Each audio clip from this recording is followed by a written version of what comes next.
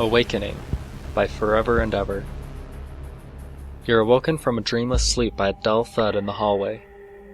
Your eyes snap open and fix instantly on the door. What made that noise?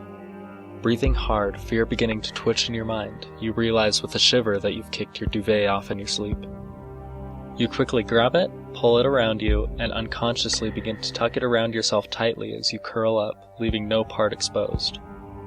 You become a warm, safe ball, coiled, leaving only a small gap between the duvet and mattress so you can see out, pillows becoming shields between your head and the wall.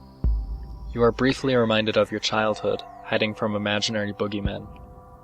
But this feels more palpable, more dangerous. Another thud.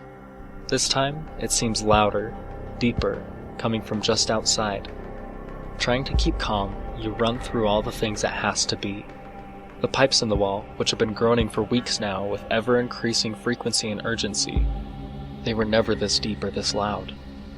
The blind in the bathroom, left to flap by an open window. You double-check all the doors and windows each night. Perhaps it's your parents, returning late and drunk. They're away on a cruise for another week. Your cat, prowling through the house at night. You put it out that evening. Despite all your desperate reassurances, you feel the fear turn to panic, and you pull the duvet tighter around yourself, reducing your field of vision to a tiny chink. Another, the loudest yet, just inches from your door. Your churning brain conjures images straight from your childhood nightmares.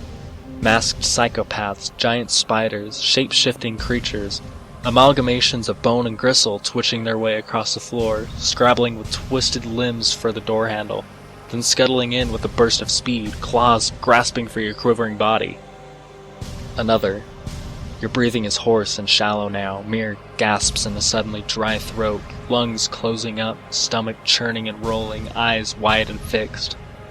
Your blanket is still tucked vice-like around you, your body pinioned underneath its futile protection, just inches of cotton between you and whatever's about to burst in, eyes burning, talons gleaming dully to claim its prize. Suddenly, in a flash of realization, you realize what the source of the noises is. The old, falling-apart bookcase in the corridor. One of the legs must have given way, and the tilt is tipping books one by one onto the floor. As you listen carefully, you can hear the quiet riffle of the pages as another tumbles to the ground.